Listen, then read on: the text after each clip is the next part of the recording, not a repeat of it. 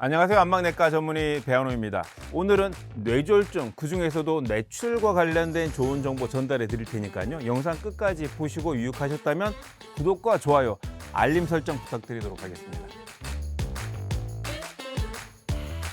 이게 뇌출혈이 나이가 많은 사람들만 걸리는 병이 아닌가요? 아닙니다. 일반적으로 제가 이제 그 20여 년 전에 그 대학병원에서 이제 응급실장을 했었었는데요. 실제로 뇌졸중 관련된 환자분들만 제가 대학병원에서 이제 5천여 분을 받고, 지금은 이제 개업을 해서 후유증 환자분들, 재활치료 단계에 있는 환자분들을 보는데요. 10대에서 80대까지 골고루 올 수가 있습니다. 특히 이제 10대, 20대 같은 경우에는 모야 병이라고 그래서 머릿속에 있는 내 혈관이 기형적으로 점점 두꺼워지는데 그 후유증으로 뇌출혈이 생깁니다. 그래서 10대, 20대는 모야 병을 비롯한 그 혈압으로 인한 뇌출혈이 있을 수가 있고요. 고혈압으로 인한 뇌출혈은 주로 우리가 흔히 생각하시는 것처럼 이제 50대 이상인 6, 70대 많이 다발하는 거죠. 그래서 뇌출혈이라고 하는 것은 정말 10대부터 7, 80대까지 누구도 간과할 수 없는 무서운 질환이다, 이렇게 말씀드릴 수 있겠습니다. 특히 요즘에 40대들이 뇌출혈에 많이 노출되고 있다는데 왜 40대가 특히 위험한 걸까요? 이게 40대 전후에서 다발하는 뇌출혈의 가장 큰 원인 중에 하나는 뇌동맥류입니다.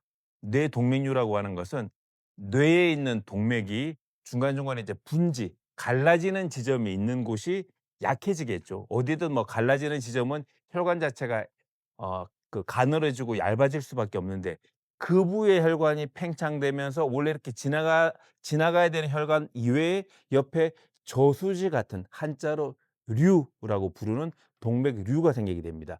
그게 주로 10대, 20대, 30대를 거쳐서 40대에 이 동맥류라고 하는 게 많이 생기고, 그게 아무런 증상이 없습니다.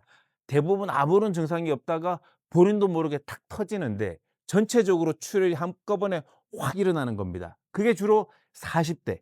증상도 없고 사전에 알 수도 없고 순간적으로 뇌출혈이 딱 생기면서 머리 자체가 그야말로 피범벅이 돼서 바로 그냥 돌아가시는 거죠. 그래서 40대에 뇌출혈, 특히 동정맥 기형이라든지 동맥류로 인한 뇌출혈을 정말 조심하셔야 되는 겁니다. 혹시라도 뇌출혈이 올 때 혹시 전조 증상 같은 게 시작이 있나요? 내가 이제 느낄 수도 있고 못 느낄 수도 있지만, 일단 뇌출혈 전 단계에서 혈관이 확장되다 보니까 혈관 확장으로 인해서 뇌압도 동반해서 상승이 될 거고, 그 뇌압으로 인해서 뇌의 어떤 부종 효과가 느껴지게 되면 통증이 생기는 거죠. 그래서 뇌출혈 이후에는 극심한 두통이 생기지만 뇌출혈 이전에는 가벼운 두통이 있을 수 있습니다. 그리고 이제 출혈만 있는 게 아니라 동반돼서 특이 증상이 구토감이 생깁니다. 자꾸 속이 미식거리고 머리가 아프다, 이러면 내가 뇌출혈이 오는 건 아닌가라고 검사를 한번 해보실 필요가 있는 겁니다.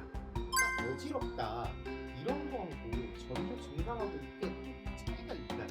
우리가 이제 일반적으로 이제 어지럽다 그러면, 일반적으로 어지럽다고 하는 원인의 70%는 귀의 문제라고 생각하시면 됩니다. 그냥 어지럽다 그러면 주로 귀의 문제. 똑같이 어지러운데 머리가 아프다.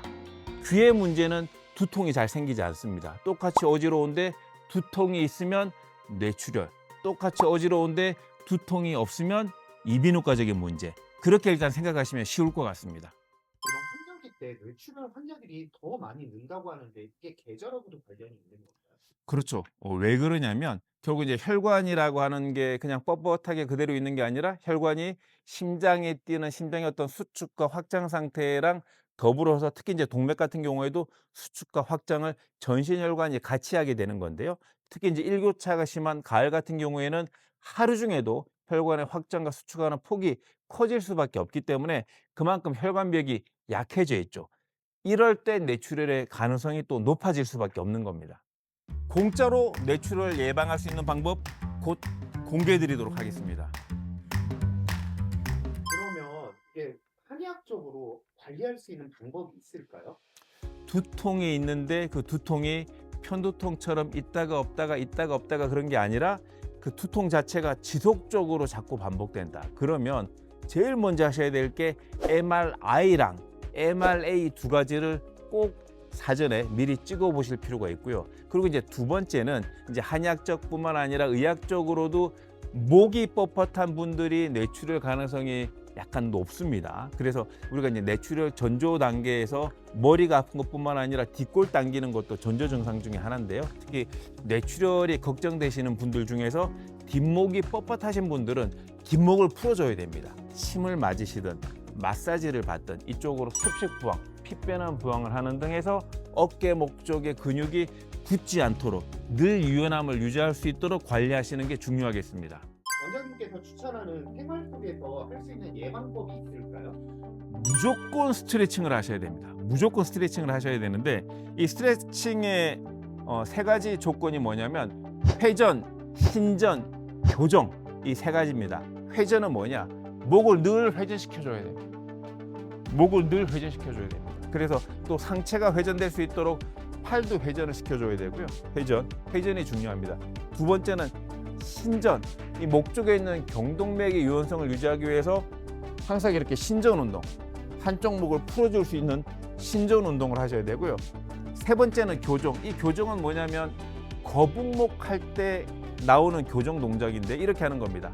양쪽 팔을 만세 동작으로 하신 상태에서 이 손끝이 본인의 이제 어깨 높이까지 온 상태에서 이렇게 뒤로 젖혀주는 것.